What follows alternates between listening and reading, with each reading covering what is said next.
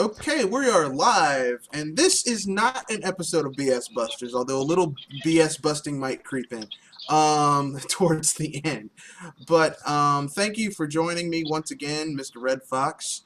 Um, I am joined by Triple M, Mario TGP, and a relative, not a rookie, but hasn't been on many of these at this time. Cage Anime G. Well, I'll let them give their own intros. I just gave you their titles, but they have to give their own intros, and we'll start from my far left to my right, which with Cage Anime G. Go, sir.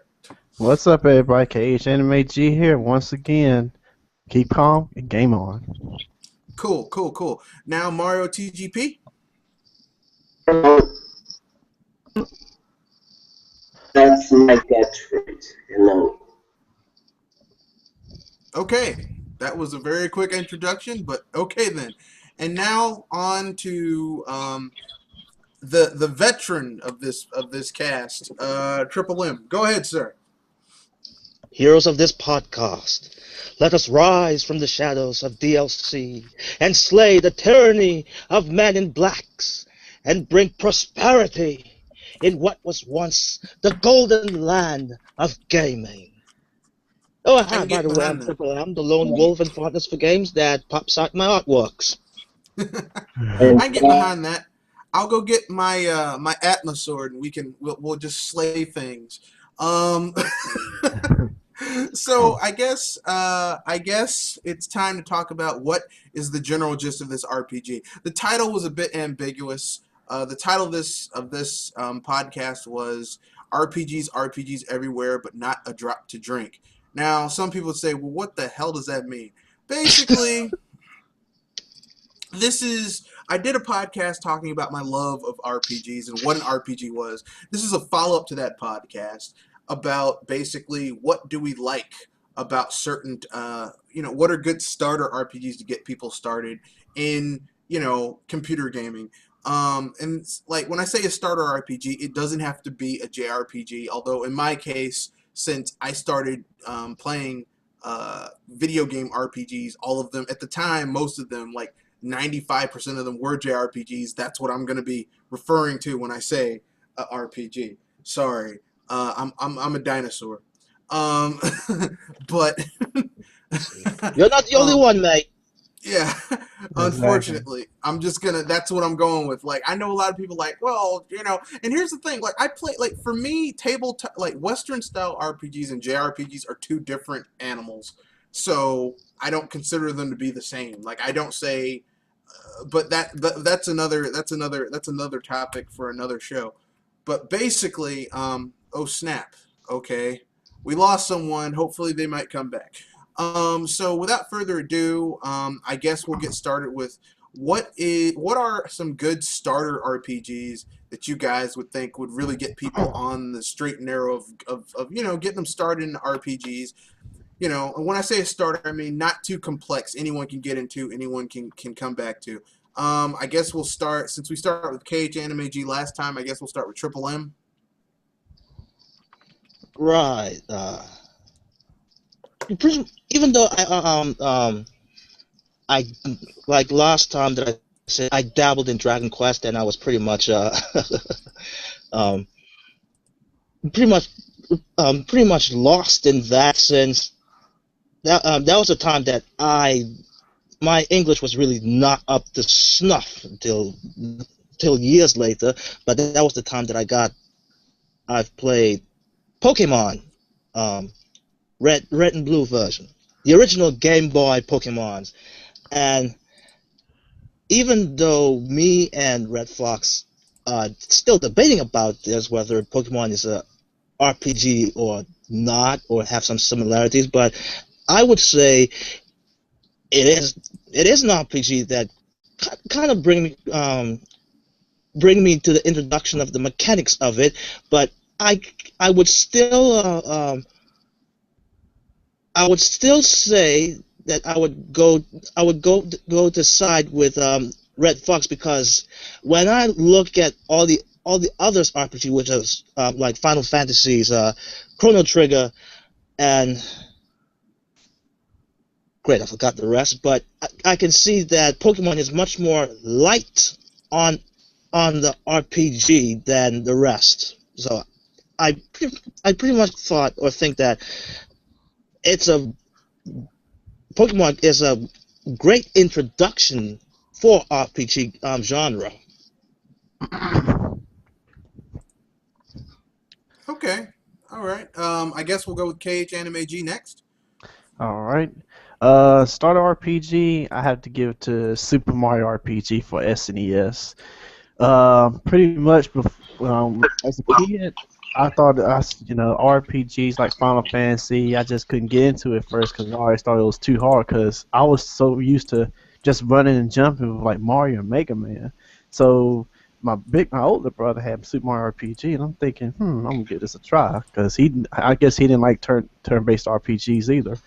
And it was something about just the mechanics that just got me into it. Like the characters were enjoyable, the new characters were enjoyable, the story, it was it was childlike, but it was anyone can understand it. And also it was just pretty straight simple. It was also like it was just simple in general. Like even Toad helped you out with the tutorials in the beginning of the game. And Yep. You liked who was your favorite character? oh, Gino, of course. Oh, everyone likes Gino. My favorite character in Mario RPG was Malo.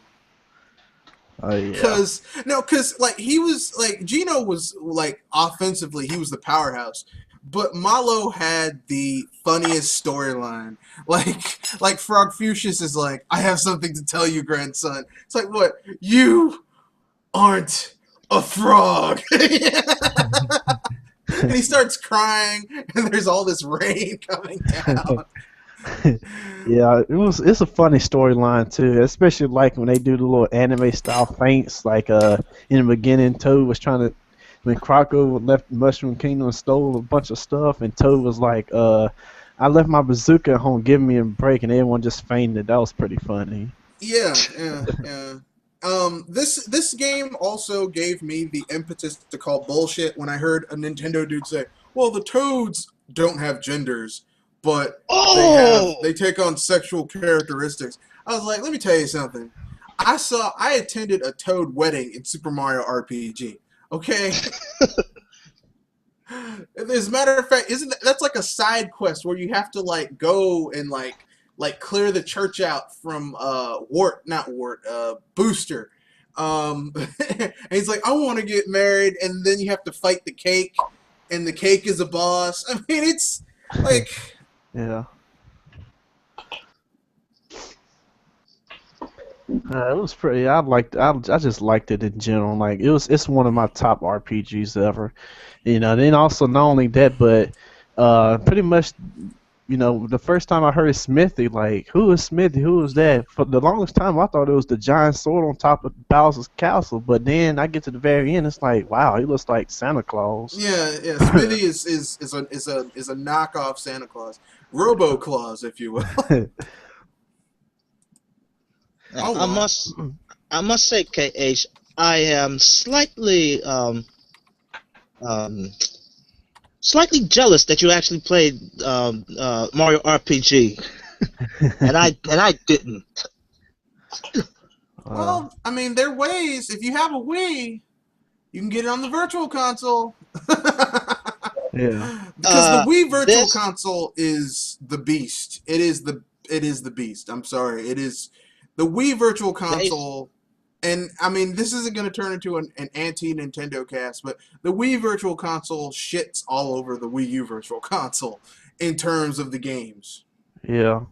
It does. Although I have to give credit for the Wii Virtual Console. Like some of the more rare SNES titles, like Demon's Crest, is actually on there, and Earthbound.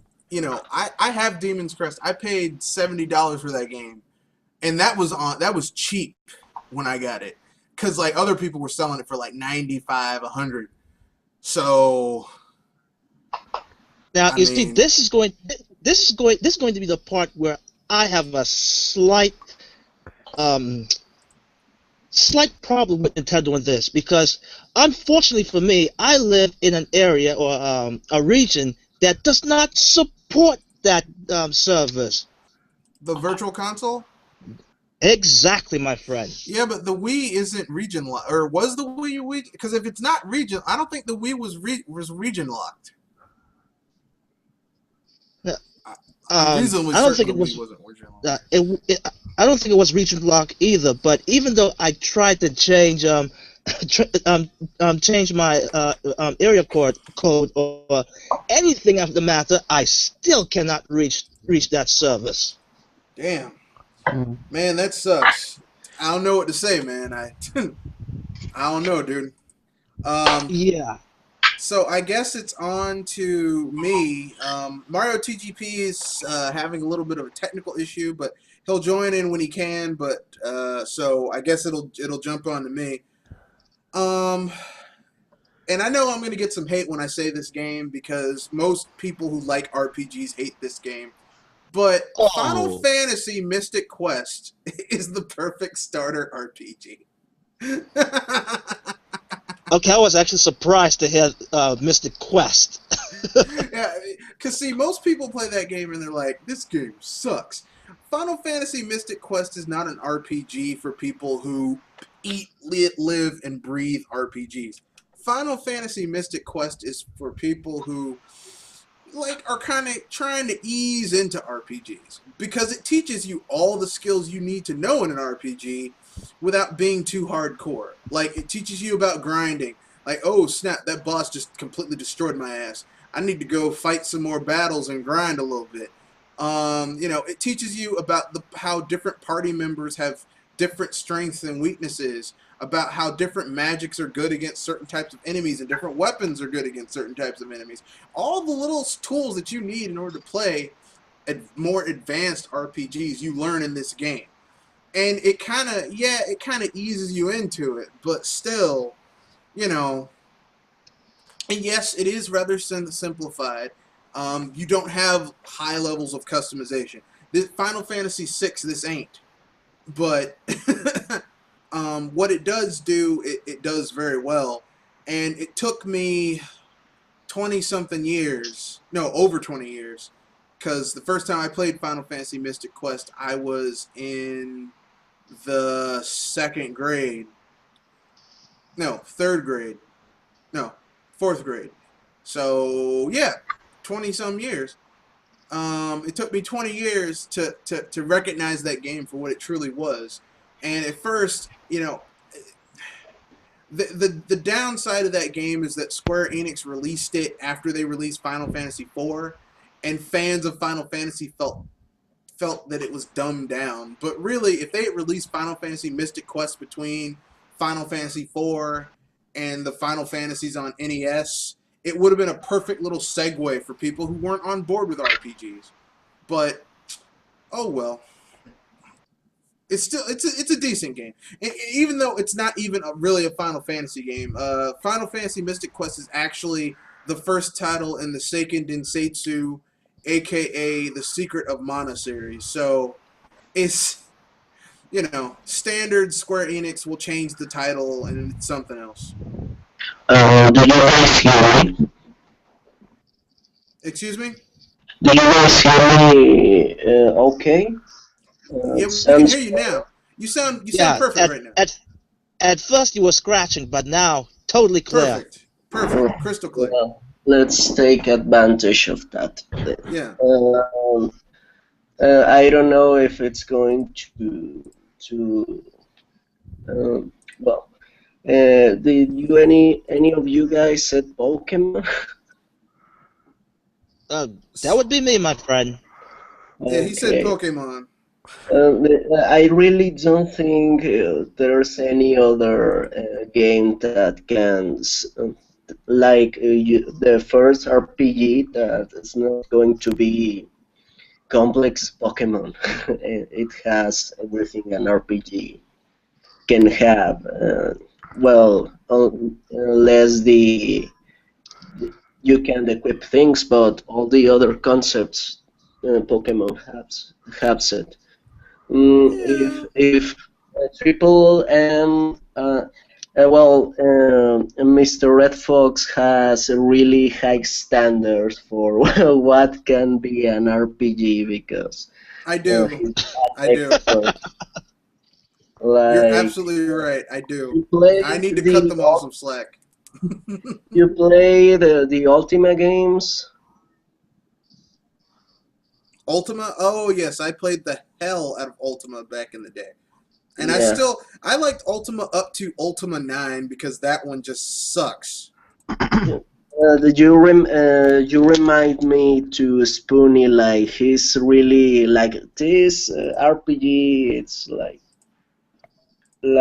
he also has like high standards for RPGs. Like Well, it has to like he likes the it has role to fit play. certain criteria, yeah. Like he started playing RPGs. That one's from books and like role playing on la. I mean, not video games, like the first RPG games, something like that. I did too. I did too. Yeah, that's When I why. saw that guy, I was like, this is taking me back. It's Yeah, like a life in parallel, except this guy's older than I am. yeah. That's the only difference.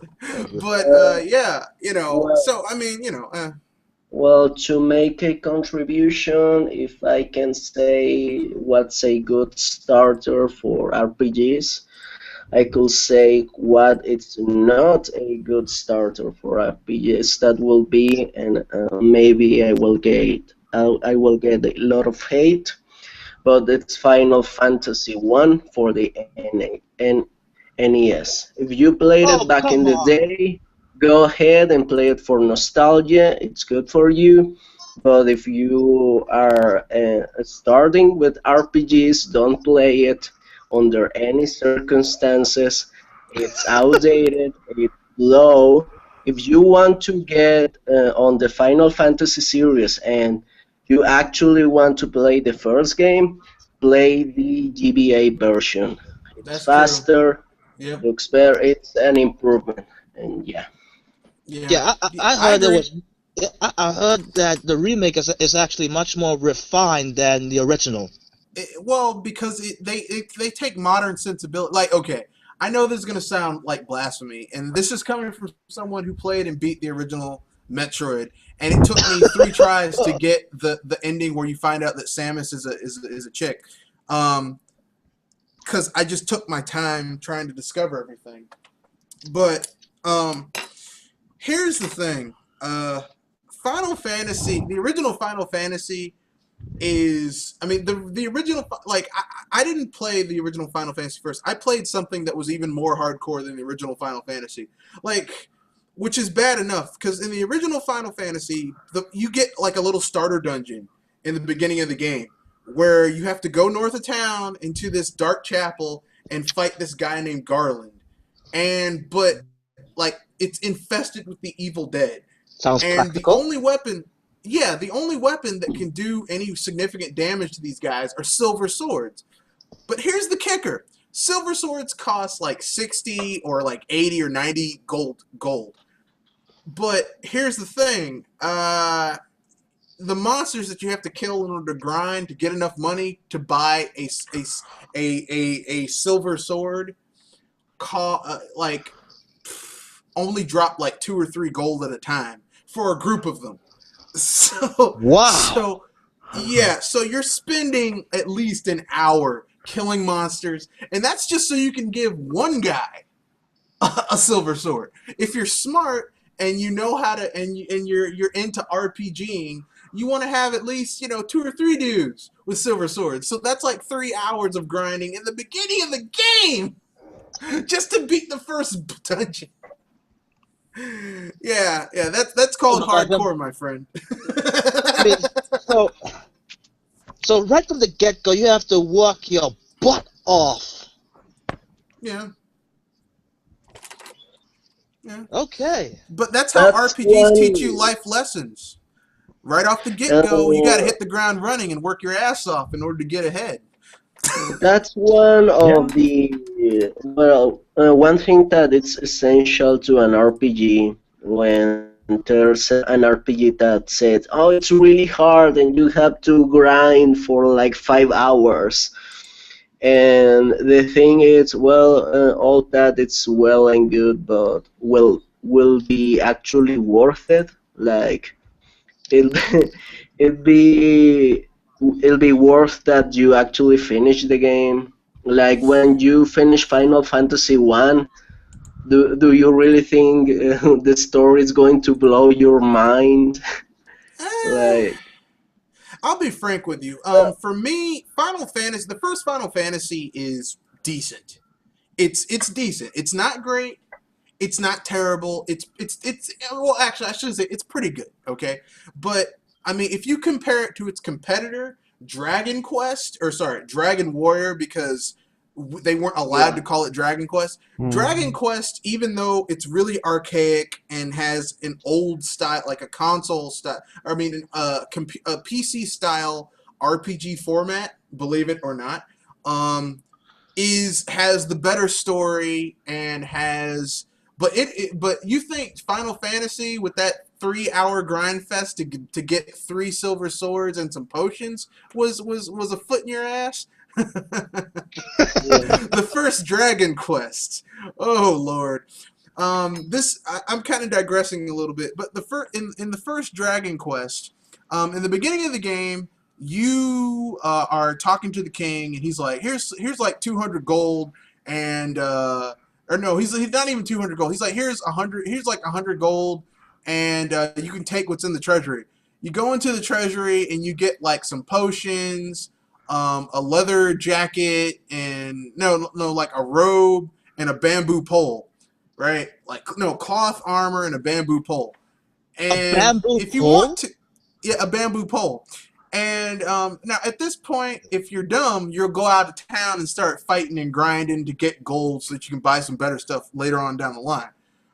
But You if you're know, I, I'm thinking it's really weird. Now that there's this game, Dungeons and Dragons, yeah, that's it's maybe it's the mainstream to say like that, like the mainstream RPG that comes to mind when someone wants to think about a traditional RPG.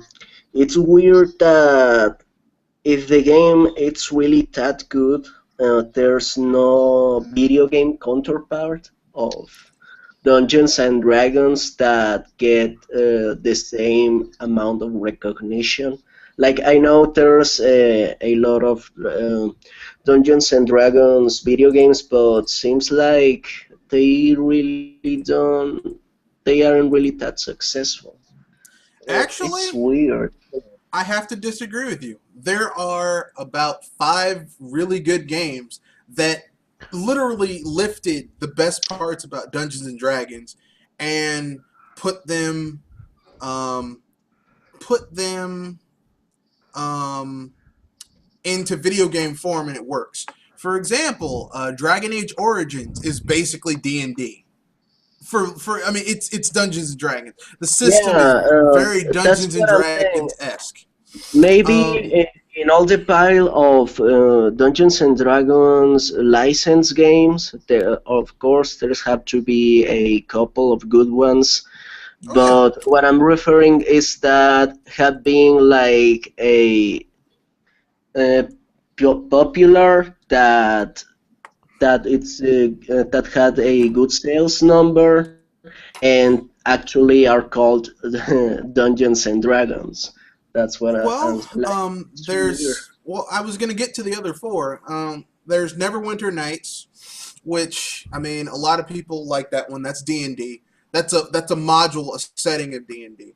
Then there's Icewind Dale. That's a setting of D&D that's like highly acclaimed. Then there's what's the other one? Shit, I forgot the name. No. Baldur's Gate. Everyone should know Baldur's Gate. Baldur's Oh Gate, yes. It the is. Plane of Torments. Not sorry. Yeah, the Plane of Torments, aka that's the one where you play this immortal guy who's basically trying to find a way to kill himself because he's tired of always being reborn and coming back. I mean, There are But some good D&D any of games, but it's hard to find them. but any of those games actually use the dungeons are part of the IP Yes, they of, do. Yes, all but hard to except for find. Dragon Age Origins, but the others that I named, Icewind Dale, Neverwinter Nights, Baldur's Gate, all of those games, Planes of Torment, all those games use the D&D system. See, the thing about the D&D system is this: you have a lot of freedom to build your character any way you want to. Like the reason, if you saw my video where I ranted against Dragon Age Inquisition, the reason I'm Yeah. pissed at Dragon Age Inquisition is that like they've gone backwards. Like you're forced into this role. Like it's nice. I mean, it's nice that they're trying to that they're giving you this huge world to explore. But if I can't make my, I mean, if you can't even make your character the way you want to, how you want to, like how they play, and there's nothing unique about your character. It's a template and you have very little control over how they behave, what skills they learn. Aside what I mean, what you can assign to them as you level them up. But I mean, like every character is essentially a template, and like one character, well, he's the archer, so he's a rogue who focuses on the bow and arrow. But he has the exact same. He has the potential to be kitted out just like every other character who might be a rogue with two daggers. I mean, it's very one the same. Like in D&D, you can have two characters who might be the same race and the same age, and maybe even if you follow this, if you create a storyline about them, grow up in the same village, but could have completely different sets in how they like what their experiences are, what their skills are, how they fight, you know, how they think, what their alignment is. I mean, it's the cool thing about D&D is that. This thing that sucks about D&D is that in order for you to have the best Dungeons and Dragons experiences, you need to either have a really good DM, the guy who creates the module that everyone plays, or you need to have a studio making the game that really knows how to craft a good story. And I mean, I'm just gonna lay it out right here. BioWare, before they got bought out by EA, told really good D&D stories. So did Obsidian. Like those two companies knew how to make an RPG, a D&D style RPG with a good story and a decent, like, because the system was already there. You just had to have a really good story and, you know, multiple inflections of permutations of how the story would go because you made choices, and those choices could irrevocably change how the story would play out. Like you could meet a merchant on the street in the beginning of the game, and you could rob him, you could kill him, you could help him, or you could be completely indifferent, and that could change something that happened 2-3 acts later in the game, how you treated that merchant. And that's the brilliance of the D&D style of gameplay, is that it's very like your choices matter, things that you do matter, they can influence. I've played D&D games where I topped myself out of a fight that would have totally wiped me and my party out if I wasn't diplomatic. Because I was diplomatic, they didn't kill me. You know, I'm like, hey, how's it going, you know. Like, you know, it's a very interesting gameplay format. Although people get pissed because every 5 to 6 to 7 to 10 years they come out with a new edition that sucks. It's kind of like Legend of Zelda. What, every 5 to 6 years? Yeah, roughly speaking. Well, it's Okay. more than that. It's like every 6 to 7 to 10 years a new version comes out, and people either love it or hate it. It's kind of like the Zelda cycle. You know how the last Zelda is the worst one until the next one comes out. You know, Yeah. like Ocarina of Time sucked compared to Link to the Past. Until Majora's Mask came out, then Ocarina of Time was awesome, but Majora's Mask sucked. Then when Wind Waker came out, Majora's Mask was brilliant, but Wind Waker sucked. And then when Twilight Princess came out, Wind Waker was brilliant, Twilight Princess sucked. Then when Skyward Sword came out, Twilight Princess was brilliant, but Skyward Sword sucked. I mean, that's basically how that's the Zelda At cycle. least it's better than the Molyneux cycle. Yeah, the Molyneux Oh, cycle. oh, My yeah. last game sucked. My last game was terrible. This next game is going to be awesome. The next game turns out to be disappointing. We have someone joining us. They missed some of the earlier festivities, but hey, he's here now. Hey, Mr. the Good Shepherd. Commander How's it going? Shepard. Or not. Are you there? Can you hear me, Watson? I would like to address the elephant in the room What because is the elephant in the room? Go ahead. I don't know if it's an RPG because we got to the point I really don't know what's an RPG anymore. So, what of all of you guys, if you played it, what's your opinion of the Dark Souls game? Oh God. Oh, I am definitely. I'm sitting this one out. Who wants to go first? KH Anime G, you want to hit it? Pretty much, it's an interesting franchise. Don't get me wrong, but it's just people overhype it to what it ought to compare to what it actually feels like. Like I think it's a good game, but it's not as good like some people make it out to be. Kind of like Skyrim. Yes, I said it. I like Yeah, Skyrim, but yeah, it's it's true. not as good. Like, come on, you can't compare Skyrim to Final Fantasy VI. Let me put it this way: Skyrim is only good. Is Skyrim without it on a console without any of the mods is just it's decent. Yeah, Skyrim on a PC with the mods is so much better it because is. you can add new content to it and make it better. Because here's the thing: there's no guiding narrative in Skyrim. Yeah, There isn't. It's like you can do the main quest first and then hit all the little side factional quests afterwards.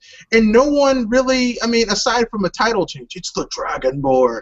But no one really, it's like, man, I fought a dragon. Do you think I'm afraid of the Dark Brotherhood? I mean, it just, at this point, I've slayed like 30 dragons. Do you think I care about a dude shooting lightning at me? Really? Unless that lightning can cut you in half, but anyway. also, Well, I mean, now what I'll were you going to say, say? I'll say also, it's always also find it funny when these people always try to compare the difficulty of Dark Souls to like Ghouls and Ghosts. Again, you can't compare the two. You can't. No. No. Yeah. Do you see we had to beat Dark Souls the whole game twice? Nope. My case in point. No, here's the thing. From what I've played of Dark Souls, and I've played it on the PS3. Dark Souls is what's the word I'm looking for? Dark Souls isn't hard because of cheap deaths or anything like that. Dark Souls is hard, or I take that back. Dark Souls isn't hard because of tough enemies. Dark Souls is hard because the controls are shit. Yeah. Okay, and the movement is shit. Yeah. Like Dark Souls feels like a bootleg Dragon's Dogma with a bigger budget, so they can make a bigger world. Other than, well, not even a bigger world, just more dungeon, like a bigger dungeons. But other than that, it doesn't really. I thought condensed, but yeah. Well, it doesn't really like okay. Let me put it this way: Ghouls So and Ghosts. it fails on that one too. Ghouls and Ghosts or Super Ghouls and Ghosts, those games had decent controls, Yeah. but if you died in that game, it was because you weren't playing the game the way it was supposed to be played, or you weren't thinking, or you didn't know the secret. The secret of Ghouls and Ghosts is that in order for you to get the best ending the second time, because you have to beat it twice, you have to have the Holy Shield as the weapon, and not like the dagger. Which the Holy Shield is one of the crappiest weapons. Well, it does great damage, but it has really short range. So it's like you have to change it how you play the game entirely. Like the power bracelets in Super Ghouls and Ghosts, short range, but it's the only way you get to the real ending. It's Yeah. you know, it's kind of like a game of chance, and you only have one shot. Well, I mean, it's not that. It's just it's a total. It's the game is just because here's the thing. At this point, Capcom when they made Ghouls and Ghosts, they were transitioning from like arcade, like purely being making arcade games to making console games, and they didn't really like at this point like making console games on a more powerful console like the NES.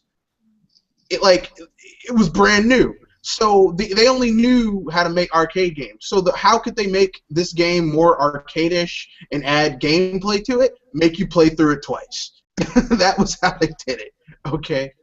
And a lot of game manufacturers did that. I mean, that's why Nintendo with their games was such a massively different thing on a console because Nintendo, yeah, in the beginning they made some arcade games like Radar Scope and Donkey Kong, but really what they're most famous for are their console games. And their console games, like you couldn't put. I mean, there were Super Mario Brothers in the arcade. Don't get me wrong, but Yeah. I mean that is a console game.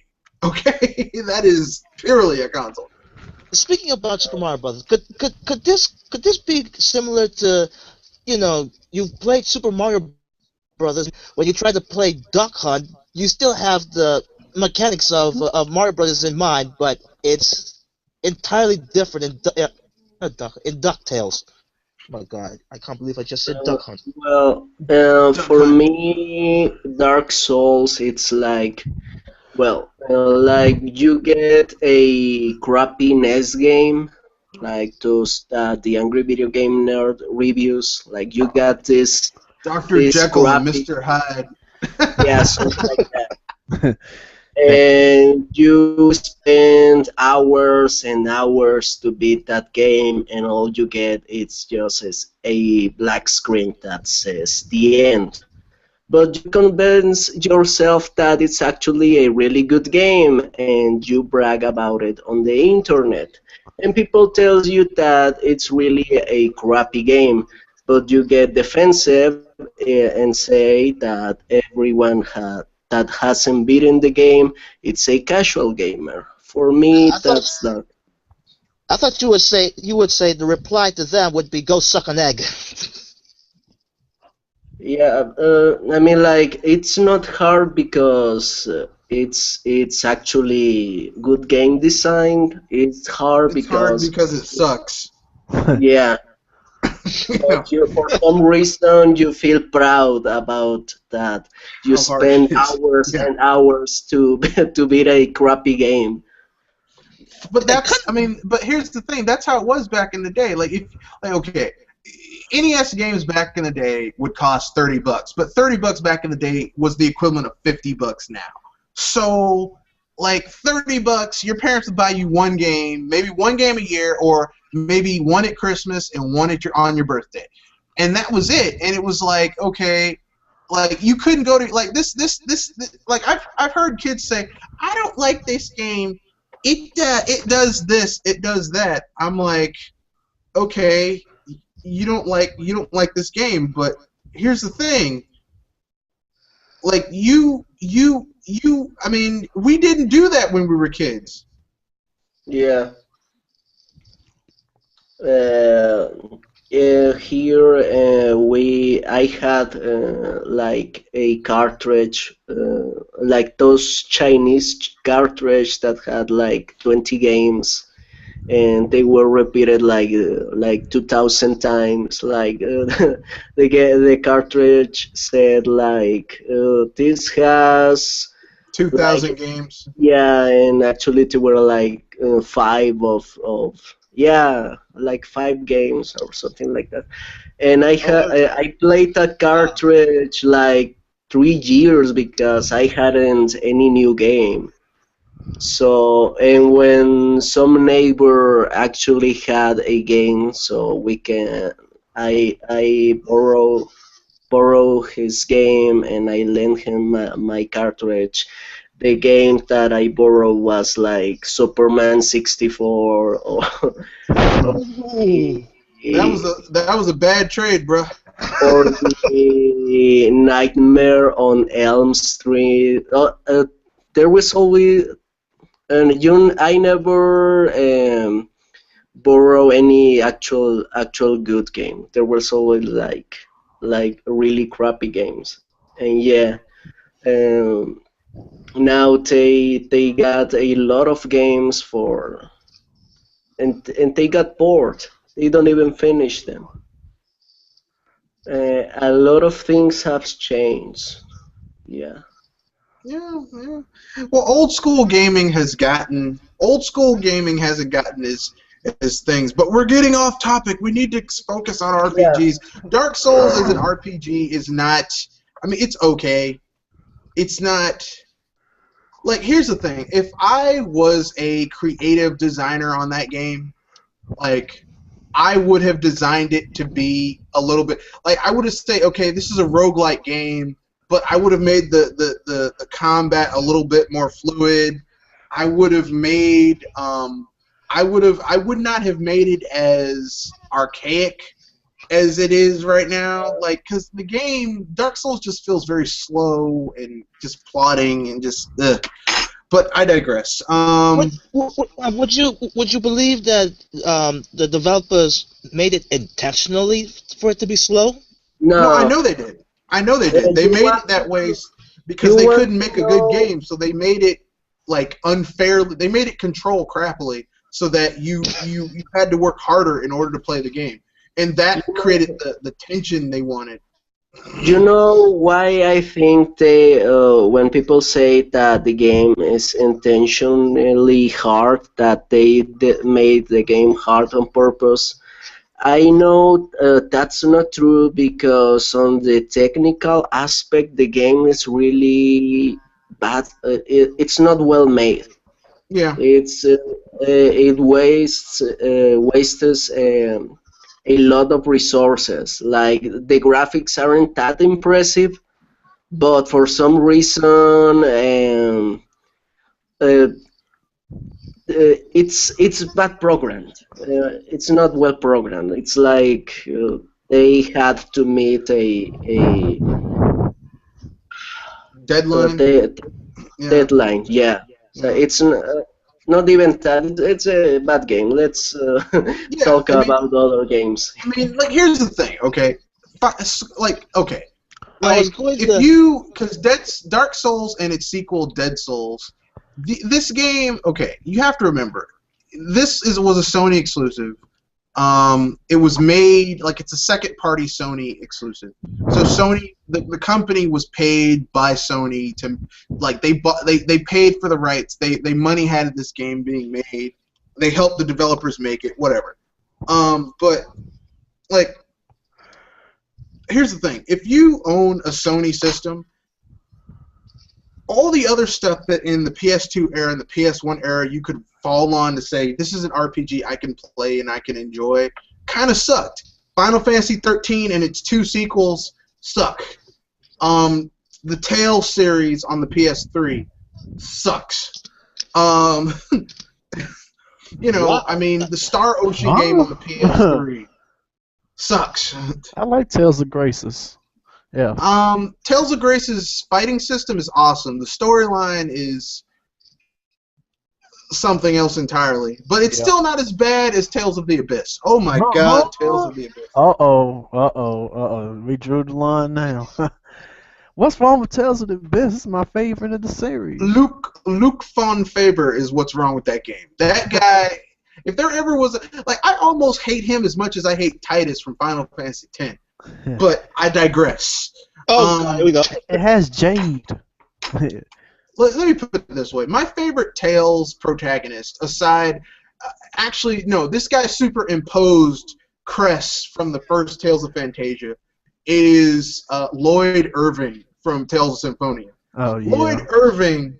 Let me put it this way. Lloyd Irving, any other Tales protagonist, Lloyd Irving would get in their ass, okay? Why? Because he used two swords at one time.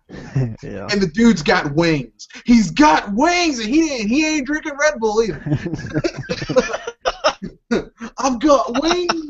And only someone who played and beat that game would get that reference. But let me put it this way. Lord Irving totally mess up everybody. I'm some guy from Tales of Graces. Get out of my face. I'm Yuri from Tales of Vestidia, whatever. The one that was the Xbox that Microsoft paid for that didn't help them at all in in um Uh, in Japan. It looked really good. I wanted that game to go multiplat, but Microsoft paid for it, and I'm not buying. Like, I played it at my friend's house. I'm like, I'm not buying an Xbox 360 for this game. Basically, that game was the Xbox 360's Tales of Symphonia. It's really good, but the main character is just not as cool as Lloyd Irving or Kratos Orion from that game. Lloyd's dad. Spoiler alert! Ha ha ha ha!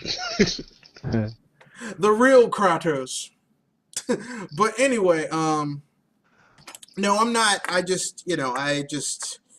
Eh, just badly designed RPGs suck, and frankly speaking, at this point, like, there's a lot of badly designed RPGs, but we should get down into free topics if anyone doesn't have anything else they want to bring up. Grandia.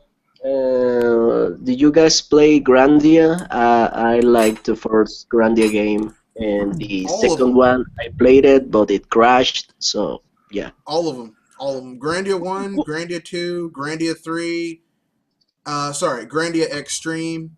Grandia the last Grandia, the Grandia 3 is the one that sucked because that was the one that was on the PS, I want to say the PS2. And Yeah, it was after, like, Square Enix bought the rights to Grandia because yeah, they I buy up didn't. all their competition. And so they Yeah, were like, and they made it, and it was one of the shittiest Grandias ever. I never. Well, I only played like 50 minutes of Grandia 3, but even from the graphical style, it didn't felt like a Grandia game. It felt like a watered down Final Fantasy style. Like, That's what it was. It uh, was basically a watered down Final Fantasy. Basically, and I did some research on this. Square Enix has bought up the rights to tons of RPG franchises that, I mean, had they been nurtured correctly by the people who originally owned them, could have stood up to Final Fantasy. And it began with Dragon Quest. Like, so all of their Table. competition in Japan, aside from the Tales series, and if Square had the money to buy Namco Bandai, they'd own Tales too, because basically they want no competition, none. So they can Okay. pump out shitty Final Fantasy after shitty Final Fantasy after shitty Final Fantasy, and occasionally a Dragon Quest game. Oh, okay. Well, the first one, it's really good. It's like, I don't know. I really liked that game. Yeah, And the second one, the problem I had with it, it's I played it on PC, but it it crashed. crashed. Yeah, Yeah. like I And on, TGP, how did that one crashed on you?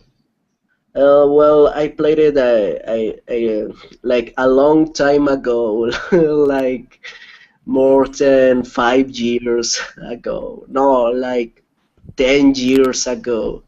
So when you do this, it was like a spell, or I don't remember.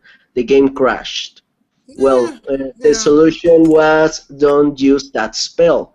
But then you get to the point where it's like a cliff, like a cutscene on a you cliff. have to use, yeah, and then it would crash.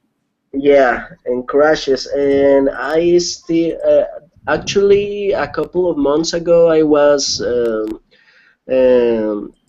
searching if the game was available on Steam. It Hmm. doesn't. So the only way to play that game, it's like you get the original game on eBay, or you torrent it. I'm sorry to say, because seems like they aren't interested in my money, and I'm not going to spend like $100 for a really really old game. Yeah, I But have. yeah. So they never really made a patch for that glitch or No, anything? No, this is that back in the was day, dude. They didn't. when Oh you, God, yeah. you bought the game on Sorry. CDs or Yeah. DVDs and that kind of stuff. Well, back in And the day, they would patch a game like maybe once or twice, and like it was basically like that's why like PC people back in the day were really big about like I need to have these specs in order to play this game because if you didn't meet the specs, your shit would crash, and there was nothing you yeah, could do about it because they weren't going to really patch it. Yeah, true, true. Especially not a niche title like Grandia. Even though I played that game on PC, remember when they used to have that streaming gaming service? Like you paid 15 or 16 or 17 bucks a month, and you Oh could yes, I basically remember. stream. Yeah, I had that, and I played Grandia 1 and 2 on PC, and then when I got my I finally would manage to find my PS2 again in my house in the attic, and I managed to find Grandia 2 at a sale at a local EB before it was bought out by GameStop, and like I found Grandia 2 for the PS2 and Grandia Extreme for like $5 a piece, and I was like, shit, I gotta get these. But Grandia's a fun game. It's really fun. It has a very dynamic battle system. but you want to know something? After I didn't found the solution for the PC version, I got the PS2 version of Grandia 2. The problem there was that I got to a area that was like a volcano, like a lava place, something like that. And Yeah, there was this boss, but due to my level number, I mean, I couldn't beat it, so I needed to grind. Uh, but the problem was that there was nowhere to grind up, so I was stuck there, and I spent like 5 hours. So there was no way I was going to start a new game from scratch. So I got you frustrated, were and like to hell with it, and we're like, bye. yeah, and I moved on. I would really like to try Grandia 2, but yeah. So Yeah. you actually finished Grandia 1 and 2 and 3, Mr. Red Fox? I beat all of them. Grandia 1, Grandia 2, Grandia 3. I beat all my Grandias. Grandia 1, Grandia 2, Grandia 3, Grandia Extreme. Grandia Extreme is basically where it's if you like Grandia's battle system, you love Grandia Extreme because all it is you going into dungeons, running around, fighting your way down deeper, level to level to level, and fighting a boss, and then you go back and buy new stuff, and then go to another dungeon and do the same thing over and over again. And once you get to the end of the game, you get to go into remixed, harder versions of all those dungeons all over again and do it all over again. Now that's So So that's you only didn't play the Game Boy Color game just because it wasn't released outside of Japan. well, no, because I cannot read Japanese. I heard Yeah, about that game and I wanted to play it. I mean, there's it tons of games. There Tales games that came out on the Game Boy Color and the Wonder Swan that I wanted, but they never released them outside of well, Japan, and I don't read kanji, so the Game Boy Color version is actually fan translated, and I mean, it's one of the cases where you, why not? Why well choose? I mean, there's no other way to play the game. well, So, I mean, I have nothing against fan translations. That's how I basically, because I bought Tales of Phantasia and Star Ocean for the Famicom. Because when I went to Japan, they had they had those games in the game store, and they were relatively cheap, like 30, 40 bucks for each.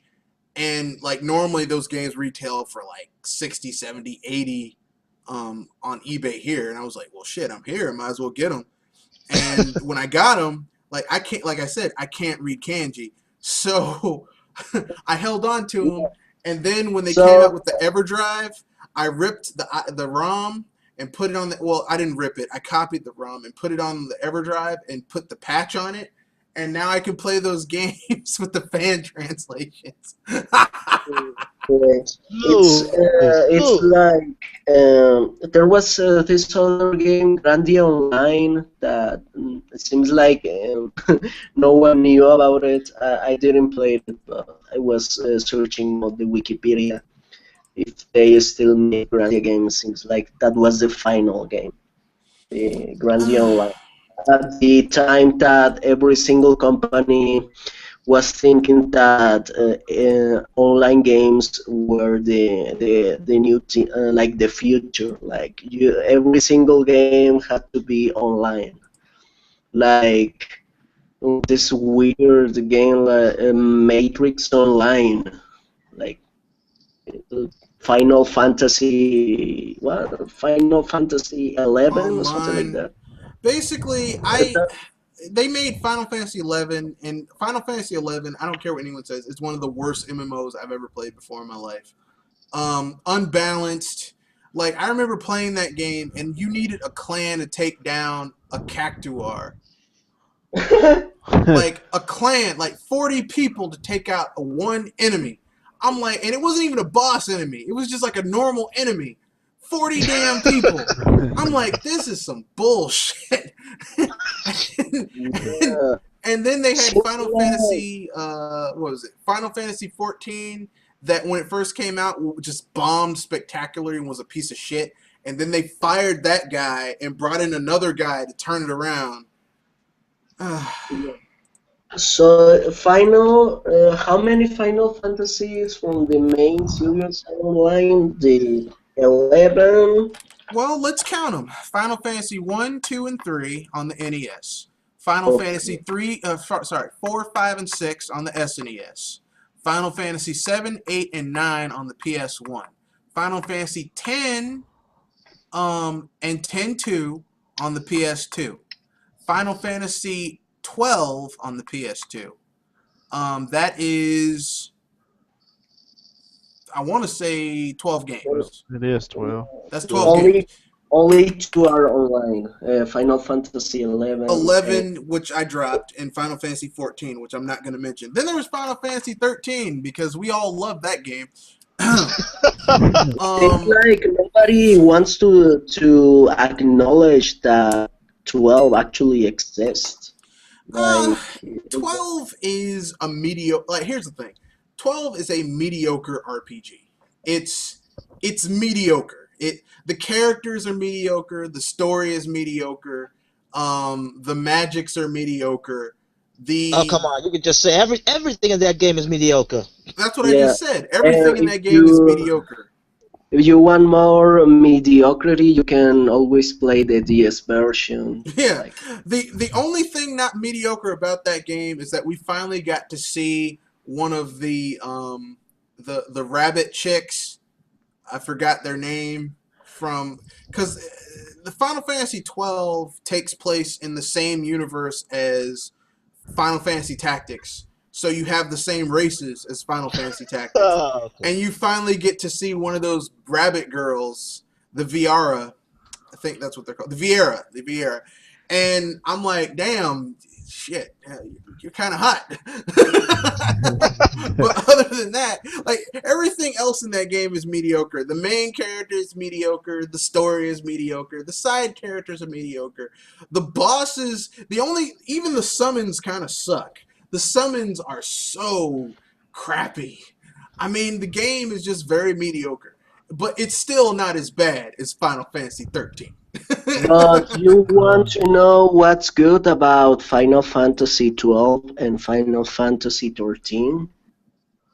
You can turn them What's the off.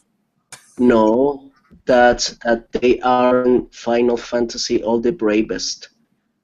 Yeah, that's good. That is good. Ah, Yeah, we can't talk about that. So, Yeah. now that we've basically shit on Final Fantasy, now that it's not nearly as good as it used to be, Yeah. like it had a pretty good run. Nine games that range from okay to pretty good to excellent to back to okay and pretty good is a pretty good run. I mean, Yeah. sure, the last 10, 10-2, That's 2 games. 12. That's 3 games. 13 to 13. 2 and 3. That's 2 and 3. That's that. That's six I games will. right there. Six. That's six Oh my games. god. I mean, sure, they've had 6 games that sucked, but hey, I But mean, But hey.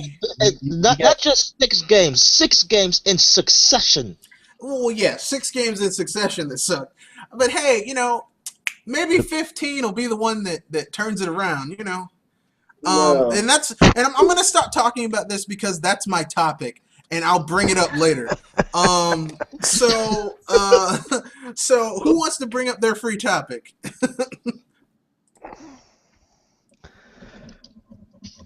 Uh, Uh, Cage you Anime know what? G? This I ain't got nothing this week. Okay, all right, all right. Okay, you who know wants to bring this up their this free topic? I want to I, bring about. I want to bring about the um Keiji Inafune's game Kaio, Oh, you mean the King of game that got Pirates, canceled after 3 years in development? Well, 3.5 years in development. Sorry. which is almost exactly how much it cost, but multiplied by a million. God damn.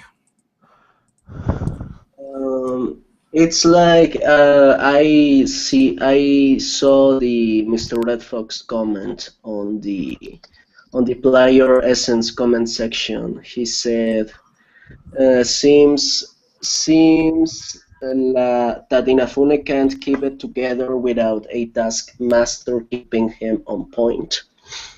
And I respond him that maybe it's like John Romero, but not that No not mullet. that out of control. Yeah, yeah. Well, Inafune at least seems like more down to earth, than Romero, but seems like always that a good designer from a company quits and makes his own company. He always get funded, and the game don't always live up to the hype, or even got made. Well, Kyle never even came out. I mean, and the game was in development. They're like, well, the market things have changed. Because cross me, I'm like, well, at least release the damn game. I mean, like, okay, What you if that can't do game the is cartoon because Yokai Watch is curb stomping everything with their cartoon, but except for maybe Pokemon. But Yeah. I mean, goddamn, you could at least release the damn game because it was a Dynasty Warriors game, except with like animals and shit. That sounds like a really cool concept. And it was going to be on the Vita, the 3DS, and was it supposed to come to the Wii? Yeah, because it was that 3.5 kind years of ago. So it's supposed to come to the Wii too. you know what, you might be right. I Seems can't remember that myself. But the talking about the beta seems like this month they didn't give numbers for the beta. Yeah, because it's dead. Yeah, like they shrugged it off under the carpet, like. Yeah, And yeah. I'm It's still, like if your dog shit on the carpet, and instead of you picking up the mistake, you just like take a rug in your house and throw over it. It's like, it's no problem here. Don't mind the smell. and this user made a comment about the beta, and said, not to mention a lot of beta's games have bad localizations from not dubbing, or bad English. I don't know if that's true, but uh, how it's possible for the games to not have good localization, if it's you can say it's normal for the 90s, but bad localization today, it's there shouldn't be bad localizations. Well, it makes sense, really. You have to remember the reason that the Vita gets a lot of games is because like okay, a lot of the people who make their games on the Vita are very niche developers. They make a game, if it sells 300,000, they broke even. Everything above that and it's gravy, right? So like they like the Vita can make a can they can you have developers who can survive on the Vita in Japan. Now the Vita in the rest of the world though, I'm like I don't even. Sometimes I look at people, they're like, I got a Vita. I'm like, why? Like, I Well, mean, I know that sounds rude because I'm a Nintendo fan, and if you're a Nintendo fan and you like, they got you covered with handhelds. So I guess it's kind of like being a snob almost. It's like I got a PSP. Why? I, Like, you know what? I think that would be much more appropriate than I would say. Um, Now, why would you do that? Well, why I would got a you well, Vita. have? I don't Yeah. really. I'm well, sorry. I mean, I know that sounds terrible. I know some people are gonna be like, oh, you shouldn't say that. speaking, what I'm saying is that it's incredible that at this day and age, some Japanese games that get localized got English on them. Yeah, because they're Like, cheap. I mean, like I said, if you're a small indie studio, okay, let me put it this way, okay, you seem to be English is your second language, but like if you did a Spanish game, right, and you didn't, oh shit, that sounds cool. If you and you didn't have and you wanted to make a game in English and you only had like a budget of, let's say you spent I'm gonna let's go big time. You had a budget of $300,000 to make your game, right? And let's say you spent 100,000 on the graphical engine, another 100,000 getting the staff together. I mean, depending on how much it costs where you live and the skills you're looking for, that yeah, might be two or three people at the most, including yourself. Um, and another 100,000 on marketing. By the time you're done, like let's say you use your YouTube channel for marketing, so you don't have to spend as much money. But I mean, let's say you're down to 50,000. Translations are not cheap, Yeah, yeah, yeah. and if you're in Japan, considering that like I mean, in Japan, like even when they take English, because I have a friend who teaches English in Japan, like the English that they learn in Japan is not like the English we learn here in America or you learn in even Mexico or Canada or like south of the border, like farther south of the border. Like their English is in the affirmative, so it's like present tense. It's English. They learn a more refined version of English. So of course that's who they're gonna have. If you're gonna have some guy who did well in a Japanese English class, that does not mean he's gonna translate it to where someone who grew up speaking English is going to understand it, right? You get what I'm saying? yeah. Congratulations. Yeah, Well, the winner is you. talking about bad localization, do you guys tried Arc Rise Fantasia for the Wii? I It's love like that game, but go on. I'll be right back. All your base are belong to us. it's That like never gets old. what? That never gets old. You don't. It's like a really cookie color game. It's not special. It has all the cliches all over the place. But when this girl that just the first time she appears, she says that I'm a diva, and that's it. The main character just okay, she's a diva, and the voice acting, the dialogue, it's really laughable. Did you guys try it? Did you guys try it? Oh, actually, I have not. And that was one of the games that I was actually had an eye on, but I'd never gotten to it. to acquire one. But Yeah, now it's that I'm seeing the Yeah. yeah, now that I'm seeing the it, box art, I was like, yeah, this is the one that you were talking about. You were describing that. yeah, it's really generic the game, and the I mean it's not English, and so it could be just that the Japanese dialogue is just that bad. But there's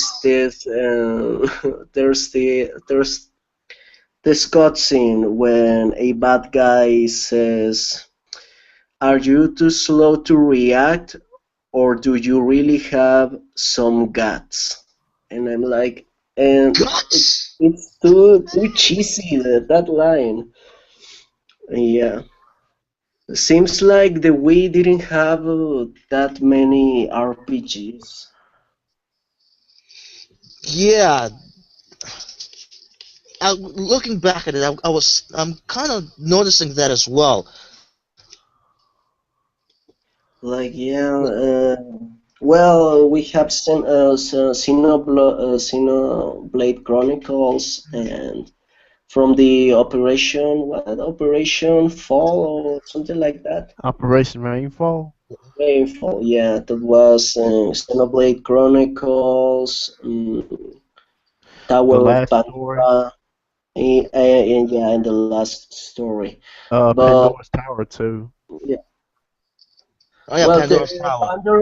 Pandora's Tower, it's not an RPG. It's more like what could it be? Like dungeon action, dungeon crawler, or something like that. Yeah. But yeah, Yeah, if it weren't for Operation Rainfall, I mean, there's no RPGs on the Wii. the thing is, I find this confusing when it comes to RPG games, and I kind of noticed this since the sixth or fifth gen that the basis of a RPG is just the mechanics, so, and not about the whole um, flair of visuals and all of that that Square Enix went with Final Fantasy. So I was quite surprised that there was practically no RPG on the Wii, but there was quite a lot on the DS. So I was like, Yeah, the DS was a great console for JRPG. Well, we have to mark the difference, right? That there's Western RPG and JRPG, and yeah, there's a lot of good JRPGs on the DS. And that's all you're gonna find now is mostly JRPGs on handhelds because the market has changed so much that you're not gonna really find a turn-based RPG on home consoles in this day and age because everybody, the mainstream wants nothing but gigantic open world, dark gritty RPGs now. Seems like, and if you spend a JRPG turn-based, good luck finding one home console unless it's Yeah, indie. yes, that's if we talk about mainstream interest on JRPGs, I think that died off after Final Fantasy like 8. 13. Like yeah, I mean like on PlayStation 1, you see that there was a lot of Final Fantasy 7 wannabes on the PlayStation 1. Yeah, like Like Cold Accept. Um, uh, but what happened? I there's mean, a there's lot. Suikoden. I mean, does anyone remember Suikoden, or Yeah. Yeah, I Suikoden? mean, I Suikoden, mean, there's a yeah. lot of good JRPGs on the PlayStation 1, but I mean, like, it's not that market isn't as exploited as it was before. Like, today, like, you don't see many JRPGs on any console. nope, not unless Western it's the Vita or RPGs, the 3DS. but we are talking about home consoles. Oh, Like they home aren't as consoles? No, popular. no, no. but you And know here's this the could thing: I there's a told under unless it's indie. Go ahead. no, there's Yeah, an I mean, underserved market. There's a console that has an underserved market in terms of JRPGs. Like the Xbox 360 got some decent JRPGs. They bombed. The Yeah, PS3 got some decent JRPGs. They underperformed. There's a console that they have not put any JRPGs on, and really, has an underserved market of people who would buy these, yeah, but they won't do it because they're assholes. But Have you this could be a bit. This could have be a you heard? um. Sony is the white knight of game. Haven't you heard that already? They're gonna save us all. They're gonna look. They're gonna bring darkness. They're gonna bring light to darkness and bring the dead back to life. Um, But this could be a jumping point back to why I brought up Inafune's name, because I made I'll post the comments, because this whole thing about the this game about Kaio, it made me remember what Inafune said a while back when he just left Capcom. I think it was a year or maybe 6 months later. He was in a conference, and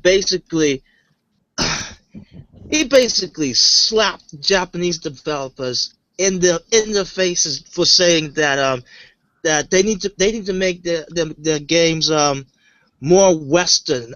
And I was like, that was the first time that what he said raised a red flag with me. But afterwards, when he said that, you can pretty much tell that most of the Japanese publishers were doing that in the seventh, yeah, seventh gen. and their games got traditionally worse. Yep. I mean, like here's the thing.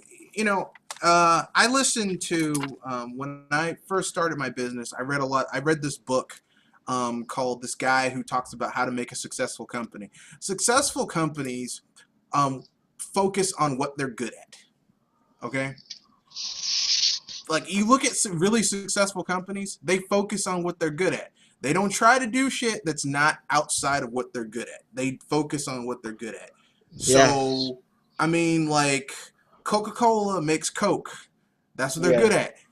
Their secondary thing is that they own the canning and bottling rights to various sodas. I don't see Coke trying to make a computer or movies.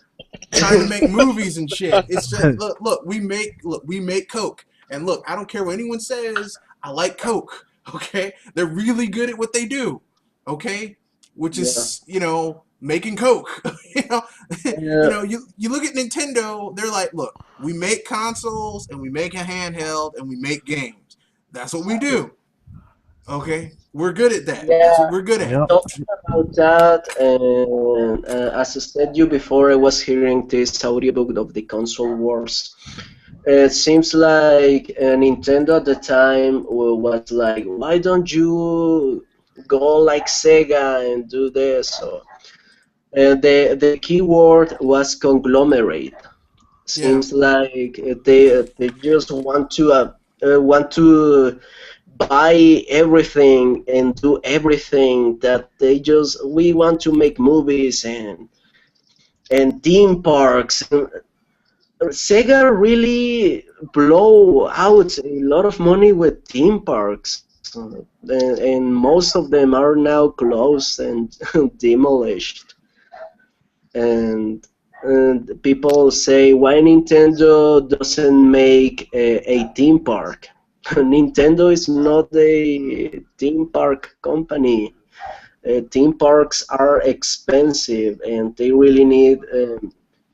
need experience. It's not like just because they have money they will spend it on something that they don't know. Exactly. Exactly. You don't see a Nintendo phone or Yeah, Nintendo I mean, TV. because they focus on what they're good at. I mean, people keep on saying, "Well, Nintendo look, they're gonna focus on what they're good at." Okay, they're gonna focus on what they're good at. Even though Iwata right now is saying, "Okay, we need to, we're doing the QOL quality of life thing." That's gonna be a small part of their business until they get good at it. You know what I Yeah. mean? Like they're not gonna be like, oh well, fuck gaming, fuck handhelds, fuck consoles, fuck first party games. Ha ha ha! Bye, Yeah. sucker. I mean, but I digress. Anyone else have a topic before I get to mine? All right. If no one has one, let me bring one more. And since this is kind of MMO-ish, but this has got to be brought up. Now, I've just found out that Respawn is actually making Titanfall 2. Yeah. Yeah. Now, this made me a double take because I thought that they said, wait a minute, didn't you guys were going to do a 10-year plan for Titanfall? Now, of No, that course, was they just said, Destiny. Destiny. That's Destiny. Yeah. I must have got mixed up with those two. Well, Yeah, Titanfall is No. EA, and EA. But like, here's what people need to understand about Titanfall. Okay, Microsoft, because they are business. Microsoft, Phil Spencer, or I think this was Don Matrick. Don Matrick, because he's a brilliant businessman. I'm being sarcastic there. Decided to give like $300 million to EA. And he said, not that much, like maybe 150 million. Said, make us an exclusive, okay? To kind of hold the waters until, they could get Halo out. And EA said, okay, we'll do that, but we're going to make it for Xbox 360 too, because, this game might flop if it's on your console by itself. So they made Titanfall. That game was paid, like the engine for that game, everything was made. Like all the risk was taken on by Microsoft. And Titanfall bombed, relatively speaking. But Microsoft didn't care because it was an exclusive. But EA took that money that EA gave them, and made the engine and the assets for that game. And now they're going to go and make a better version of Titanfall with an actual storyline and a single player, hopefully, and put it on everything else and Yeah. watch you it take got off. And it's probably going to sell even more fucking PS4s because Microsoft is run by idiots. Or sorry, I take that back. The Yeah. Xbox division is run by idiots. by idiots. Just one more RPG. I will. Well, a lot of RPGs. It's. I don't know. It's like a mystery to me. It's the Dragon Ball Z games. Like you see, there's a new Dragon Ball games every 5 minutes, but for some reason there's a lot of Dragon Ball RPGs. Do Because they're people fun. actually play them? But Uh, it's they, okay, let me put this one. There were 3 Dragon Ball Z RPGs made. One for three for the Game Boy Advance, and then there was like one made for the DS that was made by Monolith Soft, so it's actually really good. Um, Yeah, there's others, How but they're ironic! Japan only. Yes. yeah, well, it's yeah, Monolith there, Soft, and the ones on the Game Boy Advance were kind of like the Legend of Zelda, sort of, except they had like an RPG bent, like, but you were fighting like snakes and like Oh bats and yes, shit. yes, yes. Dragon Ball Origins. Yeah, in Dragon Ball Origins was actually a platformer, sorta, kinda. It wasn't really Yeah. a But the Dragon Ball RPG per se. Origins, it's like that game wanted to be Phantom Hourglass, but it's not that good. It's too repetitive. Yeah. Uh, the problem is that it's an RPG of a story that we all know how it's going to end. I mean, I know every single character arc and how the story ends for Dragon Ball Z. So the gameplay it has to be really groundbreaking for me Yeah. to because I already know what's going to happen. It's like they made the story of Final Fantasy VI. I mean, it's a good game. But imagine that from Final Fantasy VI, Final Fantasy VII, 8, 9, they are just basically the same characters with the same name, with the same plot, the same game. It's like it's a good game, but why do you keep repeating the same thing? Because it's well. Here's the thing. I understand where you're coming from. In my opinion, Final Fantasy was great up until 10. Like, actually, it ranged from being good to great to excellent to going back down to good to going back down to great to okay to good, and then 10 came, and it just started going downhill after that point. Of course, Sakaguchi knew he was going to get the axe at that point because Final Fantasy, the spirits within, Well, as after Mega. that, talking about the Dragon Ball Z games, well, the question I want to make this topic before we move on, it's what's the weirdest concept for a RPG or MMO or something like that that you know. For me, it's like that MMO of Dragon Ball Z. Like it plays like an MMO, and it's a Dragon Ball Z game. It's like I Yeah, think but it that will be game was never cooler. Like released. yeah, but it was a really, really a weird concept. I mean, it will be cooler if the game was like an MMO fighting game, like in real time. But I think that's really, really complex. But it's like the thing that makes Dragon Ball fun. It's not in that game. Just have Dragon Ball characters. It's a really bizarre project. Yeah. Yeah, All right. yeah, Yeah. you're right. Yeah. All right. Okay, I guess About it's the whole it's my Destiny. turn. I guess. Sorry. Um, I was about to bring the whole Destiny thing. Yeah. I had it confused with Titanfall too, but Destiny is also getting a sequel, Of and then yeah. course. So the whole when they 10-year said they were going to plans support of it, that didn't mean they were going to support Destiny. They might drop a patch here or there, a little bit of content here or there. That meant that they were going to support that IP for 10 years. Like Destiny, they expect is going to be like it's gonna drop every 2.5 2 years, I think, and they're going to support it with a lot of DLC and and boy, that is expansions my and shit. problem. Yeah, well, And we still got modern plenty of gaming. shooters. And we still got plenty of other shooters on the other two consoles already coming or Yeah, coming out. that's modern gaming for you. That's gaming as it is right now. And But I million guess, people in the droves buy these games like it's nothing every year and yet complain about it. I don't understand. well, I mean that's The thing is, for me, okay, if you're gonna buy the first game, it sucked.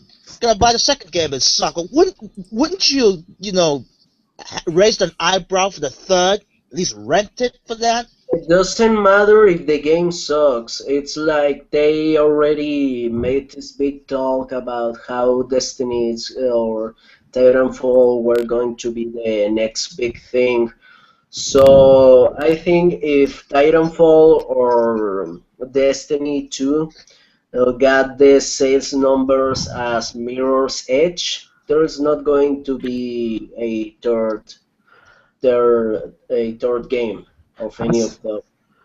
pretty But much. it all comes down to sales number. To have a Destiny 3 or a Titanfall 3, they will have to sell like crazy.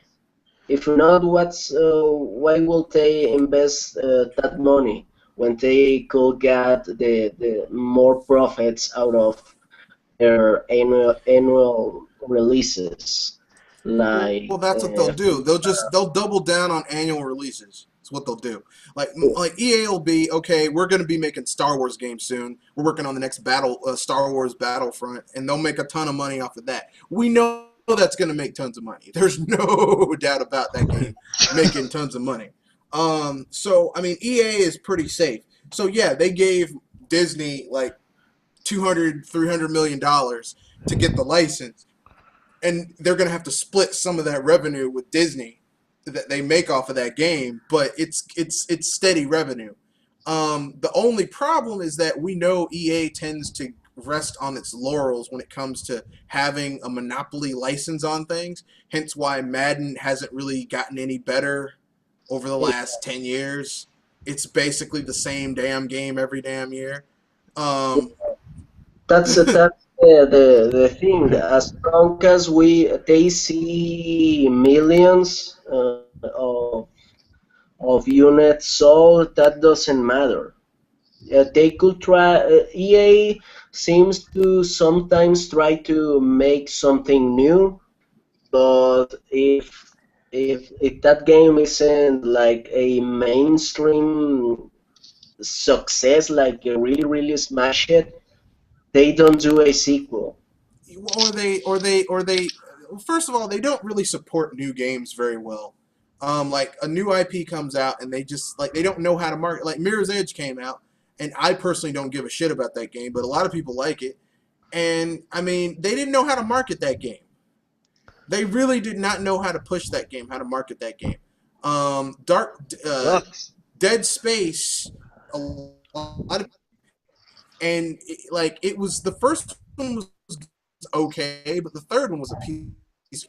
Like EA, like either they don't know how to market a new game, or like if it's successful and it has a chance it could really grow and become a franchise that people like love, they put their EA like STDs all over it, and it gets microtransactions and shit.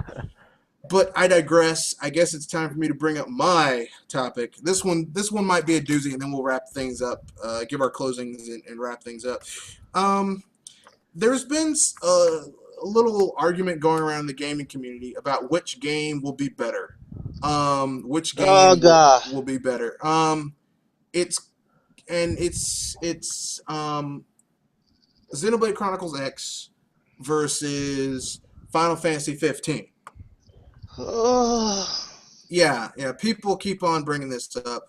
I'm just gonna give my 2 cents, and then I'm gonna let you guys go at it. Basically, it does not. Here's my point. It doesn't matter because here's the thing. Final Fantasy 15 is going to have to be a fucking dynamite game because there were 6 games that sucked consecutively before it. If this game isn't like the end all be all, like this game is going to have to be the Final Fantasy 6 of the 8th generation. And frankly speaking, I don't think it can do that. Okay? Like I don't think it's going to be the Final Fantasy 6 of this console generation. I don't. Okay? I strongly doubt it's going to be the Final Fantasy 6 of this console generation. On the other hand, you have Xenoblade Chronicles X, which is following up the really good Xenoblade Chronicles. I mean, really, even if this game is just pretty good versus being as groundbreaking as Xenoblade Chronicles, it's still going to do well because, I mean, it has a pedigree. Like, the people who made Final Fantasy VI and Chrono Trigger, who worked on those games, work at Monolith Soft. So there's like people need to calm down and just say, okay, I have no doubt that Xenoblade Chronicles X will be good. On the other hand, the people working on Final Fantasy 15 are the same people who helped work on the other 6 shitty Final Fantasy games. So at this point, like you can look at it positively, there's nowhere to go but up, or negatively, there's no way they're digging themselves out of this hole. Either way, it's gonna be an interesting thing. And I close my argument with this. People were bragging about, well, one of the Final Fantasy guys is gonna buy a Wii U just to play Xenoblade Chronicles X. And I said to myself, well, I mean, that would mean something if this was like 4 gens ago when we had like the SNES or the PlayStation 1 or the PS2 even, when, Square Enix was making good RPGs. But now, I mean, That's like having a dude who works at McDonald's on the fryolator being like, "Man, you're a great chef," to like a 3-star chef. It's like I don't give a fuck what your opinion is. You work at McDonald's. It's like, you know, like not that there's Yeah. anything wrong with working at McDonald's, but you cannot compare a guy working on a grill at McDonald's to a 3-star chef who works at a high class restaurant. It's two totally different animals. Yeah. So So, true. your opinions, gentlemen. I'd go like this. I go. I look at the track record. The Final Fantasy series had its share of success, but ever since 2000, 2002, I'm sorry, it's been dog poop. No end. It's It's in like dog no shit. end in sight. And the thing is, I don't want to be a Debbie Downer here, but yes, Debbie um, Downer. yeah, since 2002, I'm really not expecting very much with Final Fantasy. With this latest Final Fantasy game. The only thing I see good about this game is the graphics. Sorry, I have to put an emphasis It on that. looks at first I was kind of impressed with the graphics, but then I was watching it and I saw this dude running through bushes, but not I don't mean like running through bushes. I mean like running through the polygon that was making up the bush. I was like, "Damn, these aren't next gen graphics. I hope it looks better than this when it comes out." Not on the powerhouse that's supposed to be the PS4. You're you're good. I didn't even look at the in game and graphics engine or that, or even the gameplay, because when I saw the first trailer, the first thing in my mind is it looks beautiful. That was already a red flag to me. I'm like, you know what? I'm like, let's just wait until it release, because apparently I strongly follow uh Razor Fist, and my God, he's been beating up the Final Fantasy franchise since 11, and if nothing changed, I have same as Red Fox. I have very heavy doubt that this going to be a magnificent game, even though it might sell well, Yeah, but but it's at the probably grand not going to be like it's not going to be for you. or it's not going to be the very end all be all, and then yeah, if it's a success and the game is still bad, we're still going to have a very bad um, Yeah. future Final Fantasy game. So Well, yeah. the scary thing about it is that like I keep on hearing people say, "Well, it looks gorgeous." I'm like, every Final Fantasy game in existence has looked gorgeous. It had the best graphics it could for the time. You know what I'm saying? Like even Oh, Final Fantasy 1 on the NES had the best graphics it could have for the time. Final Fantasy 2 had the best graphics it could have for the time. Final Fantasy 3 same thing. 4 same thing. 5 same thing. 6 same thing. Every Final Fantasy they've tried to do the best graphics they could for the time. So I mean, at this point, they should figure out. Well, the graphics are good. We need to focus on story and gameplay, but apparently they just want to make it look really good, and then it's shit. It plays like shit.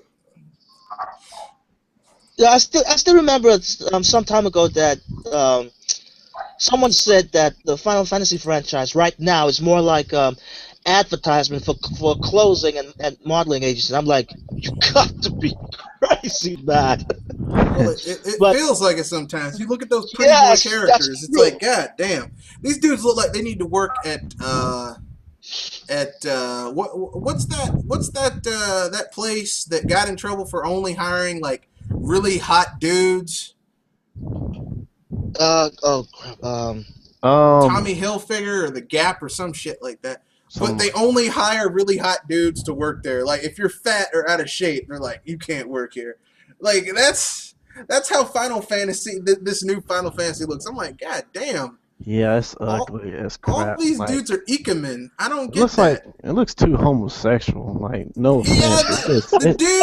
the dudes do look a little. They look a little too buddy buddy. I won't go that far, but they need. It's a sausage fest in there. They need to They get some chicks look, in there. the word will be metrosexual. In Like their world. Yeah. Oh, maybe that's not a preference, but seems like they are too fixated on how they look. Well, oh, it come, seems like oh, Final Fantasy is moving backwards because, like, after Final Fantasy 1, they always had a strong playable female protagonist in all the other Final Fantasies. Like after Final Fantasy 1, Final Fantasy 2 had several strong female protagonists. 3, a strong female protagonist. 4, multiple strong female protagonists. 5, Rosa. three strong female protagonists. 6, well, we all Yeah. know that had multiple strong Yeah. female protagonists. 7, strong female protagonists. Even Yep. 8, even with that whiny ass Squall, you had some strong female protagonists. Even 9 had strong female protagonists. Yep. Even 10 had Yep. some strong female protagonists. You But know. yeah, well, actually, I was going to say Juno. Oh yeah. Juno was way stronger. Look, any woman who could beat your ass with a doll, that's and wear that dress and still beat your ass. Like, don't make me take these heels off. I'll kick your ass with them. But anyway, I digress. Um, oh, come on! Don't you find anything very good on ladyboys? no, I don't. I um, don't. I got They have parts that I don't want. it's it's like I've noticed like Nomura-san's no, I'll say Nomura Baka's style. 'Cause I think he's an idiot. His art style has gotten worse and worse and worse within every iteration of Final Fantasy. Now look at it, it's like, what is this? It looks like Kingdom Hearts. It looks like they took the Kingdom Heart character designs and made characters even more, you know, kitty. Yeah, You I know mean, what? it just Speaking about that, when you said that, I was remembering about the hairstyle of these protagonists. They almost look the same and very same, like Sword, and I was like, really? yeah, it's kind of creepy. I mean, me personally, it's just at this point, I'm just really like I, I'm at the point where I've lost almost all faith in Square Enix in terms of Final Fantasy. Like, I have no faith in them anymore. Like in this game, this isn't gonna make it or break it because it's gone. It's mostly gone now. But this will just reaffirm that I just don't need to be buying any more of their games. But I digress. Also, Anyone Well, else? I would like to say my opinion. Well, we can comment. To be honest, to be fair, until now about the gameplay.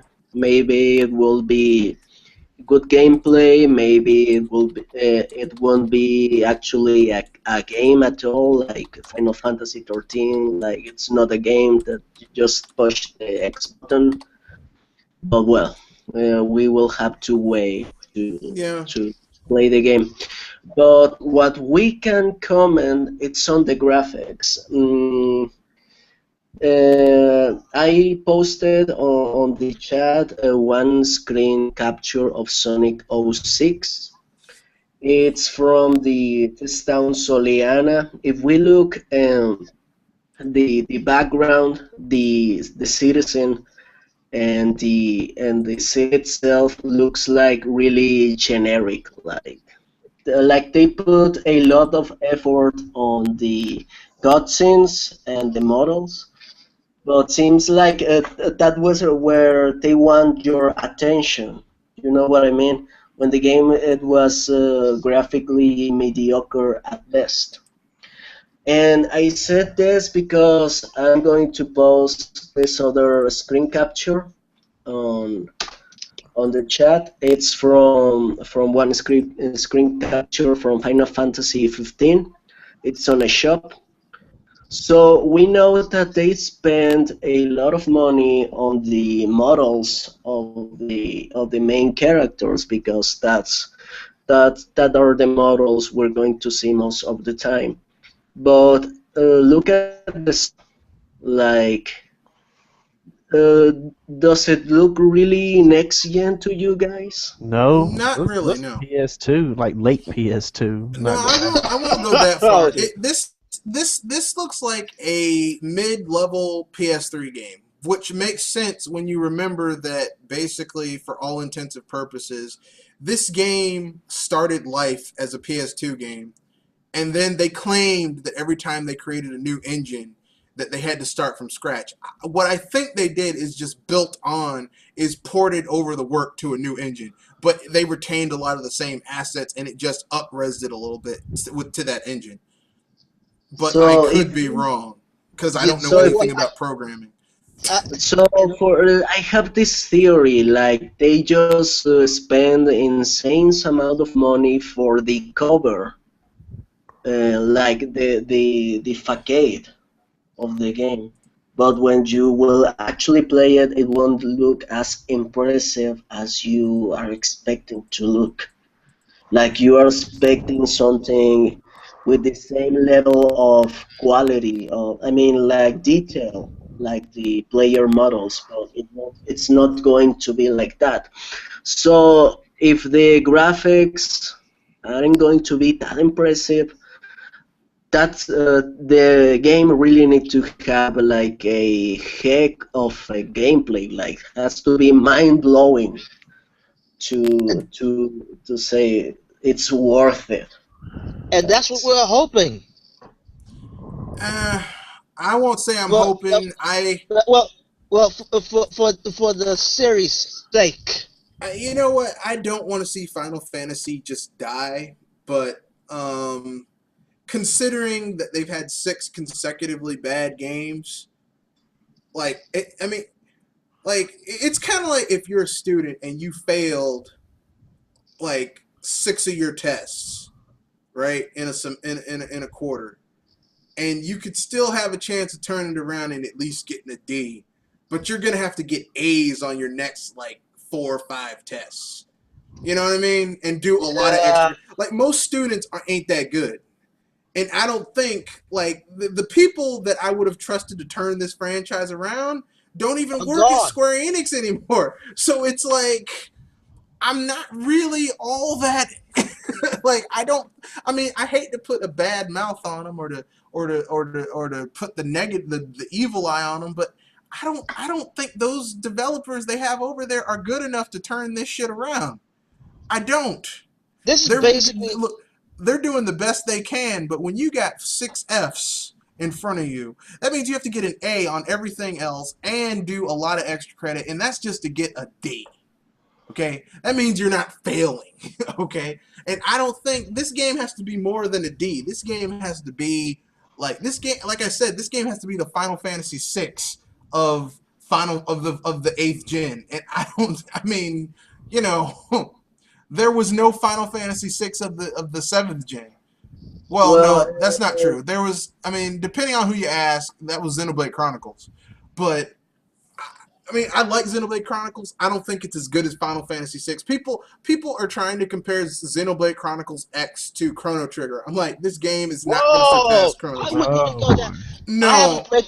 I haven't played no, those two no, games, and I don't even go that far. no. You can't look. Let me tell you something. Chrono Trigger was like a perfect storm of everyone coming together. Like you can't compare Xenoblade Chronicles X to Chrono Trigger because it doesn't have that.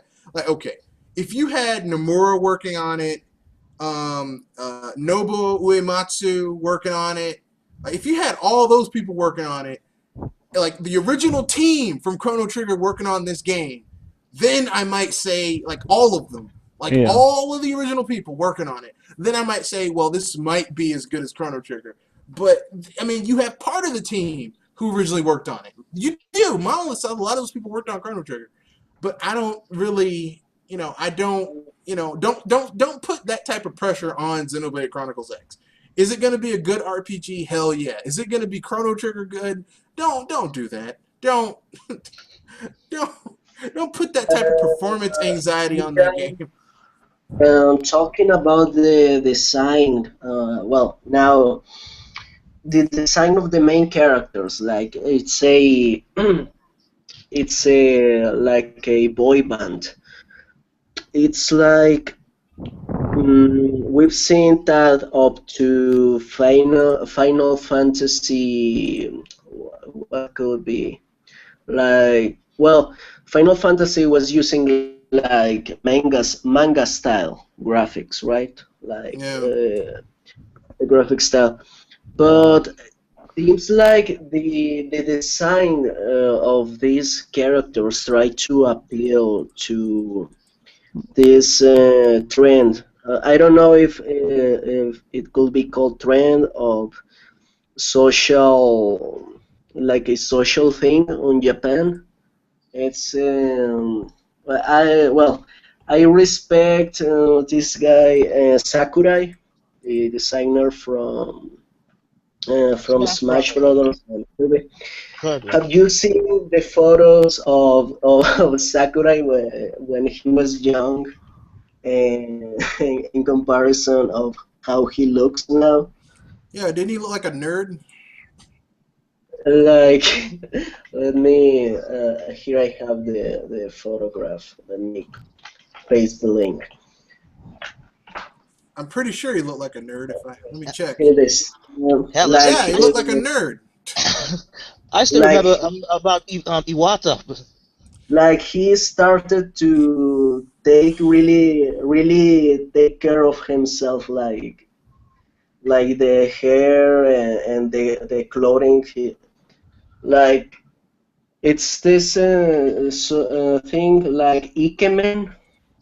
Yeah, Uh, yeah, Ikemen. Yeah, he looks very yes, Ikemen. yeah. Seems like this. This is like the thing the Squares is trying to appeal. Yeah, maybe that's the reason why they look like a boy band, but I that's don't it. know, but I don't think like I just don't like I just don't think the game is going to. I don't think the game is going to do what Square Enix wants it to do.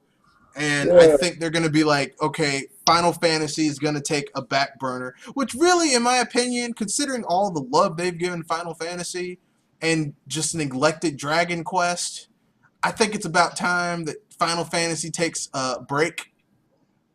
I'm yeah. not saying it should be permanently gone. I'm just saying it's time to bring Dragon Quest 7 and Dragon Quest 8 and Dragon Quest And that's one thing about Dragon Quest. I mean, I haven't played a lot of Dragon Quest games, but one thing I could say about Dragon Quest is that at least seems to know why people play Dragon Quest on the first place. They always use the same graphic style, and seems like the gameplay is the same for every major release. There was that one time that when they were going to do the Nintendo DS version Dragon Quest 9 that were going to be like an action RPG, but they just made the game like a traditional Dragon Quest, and I yeah, they think did. yeah, But and that's they what Dragon know. Quest is. Dragon Quest is a traditional RPG because I have that game, and I Yeah, mean it's it's very And good. Capcom. that's a Dragon Quest weird 9 is thing. very good. It's a very good game. It's It's gonna like bring. Dragon Quest says, man, we all know why Dragon Quest is a game that people like. And Final Fantasy, it's like, no, I want a new personality. I want to appeal to the masses. It's weird. And Dragon Quest and Final Fantasy, it's a game that comes from the same company, Square Enix. Well, It's it used weird to not that, be that way, and yeah, that's what Square was Enix. that was the great thing. Like Final Fantasy would change with every single game. I mean, they keep some core concepts like for the longest time the active time battle system, but I mean, it would be a different story, a different world, and only certain elements stayed the same. Dragon Quest, though, is like one. It's set in the same universe at different times in that universe's timeline, or in a Yeah, parallel universe that's connected to that universe. yeah, but see, as you said, I mean, Dragon Quest has spin-offs like Dragon Quest Monster, Joker, and that thing, but they are spin-offs, not the main series. Maybe Final Fantasy could have done the same thing, like we're going to stand on what make us popular, and people liked us, but I don't know. It's like Final Fantasy has a Identity personality problem. disorder. Yeah. Like, just imagine if out of the blue they say, well, the next Dragon Quest is going to be an action RPG, realistic on the PlayStation 4 and Xbox One. Oh boy. Yeah. Well, I mean, they Uh, already kind of messed up the identity of Dragon Quest because I mean, a traditional RPG got turned to a damn MMO. So, Mo, yes. I mean, you Gonna can't bring. really. I mean, they've Yeah. already like this is like, and I was one of those people. I thought, well, you have two of the best JRPG publishers and developers in the industry, coming together when Square bought out Enix, and I was like, man, they could make some of the best RPGs ever. And we've seen the opposite. We've seen shit come out of Square Enix for the last, aside from Kingdom Hearts. If you love Kingdom Hearts, good for God you. bless you.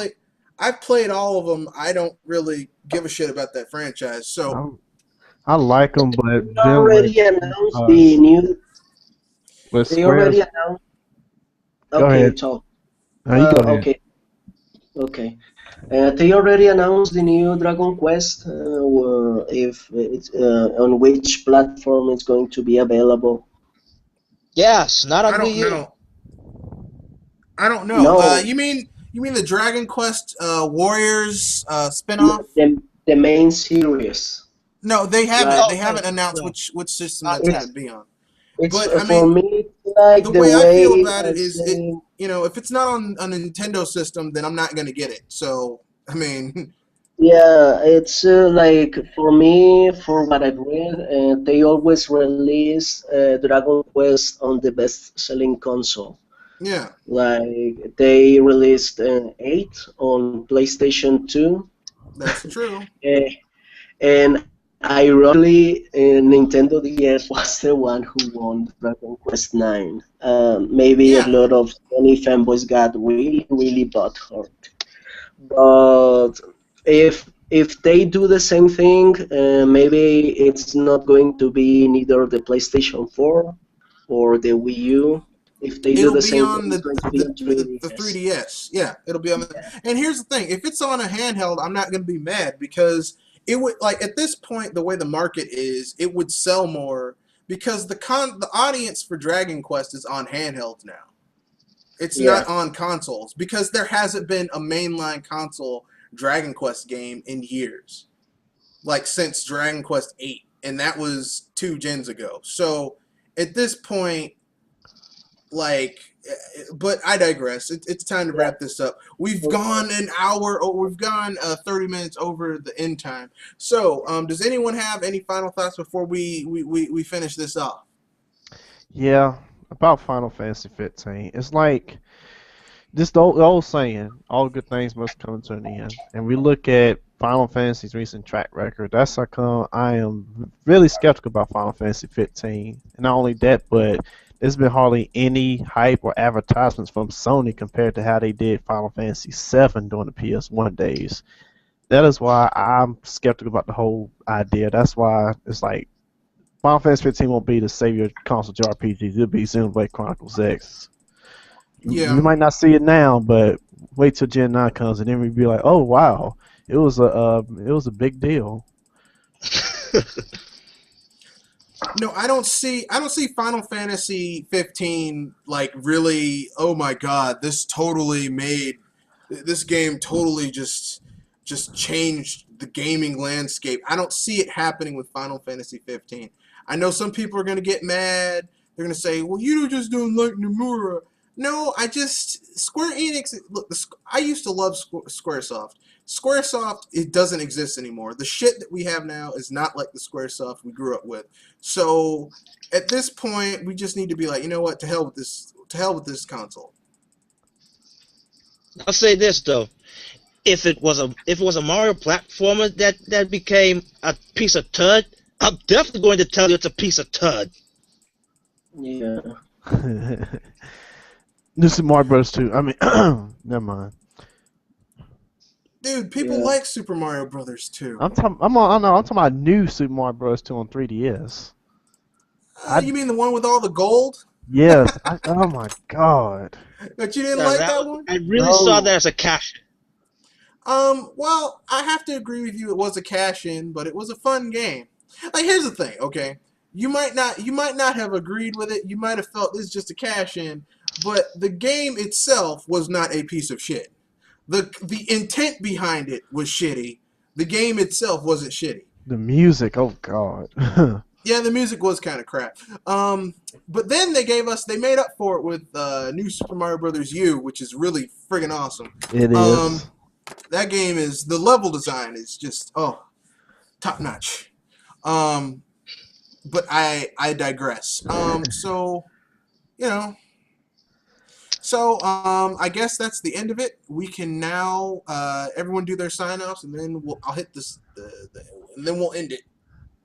All right, KHNMAG here. Hope y'all enjoyed the podcast. See you next time. Don't forget, keep calm and game on. I like your sign off, Mario TGP. Mario TGP making a game, but I'll make an update for in the next few months. So thanks for watching. Okay then, Triple M. At last, we have come to the end of thy early part of our journey. But fret not, as we sway headfast onto the unknown and laugh at thy face adversity. We shall push forward until our next chapter.